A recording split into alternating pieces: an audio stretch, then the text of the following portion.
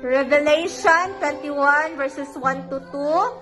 Then I saw a new heaven and a new earth, for the first heaven and the first earth had passed away, and there was no longer any sea. I saw the holy city, the new Jerusalem, coming down out of heaven from God, prepared as a bride beautifully dressed for her husband.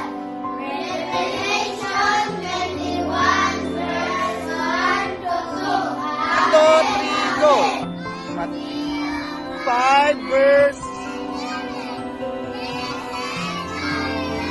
20.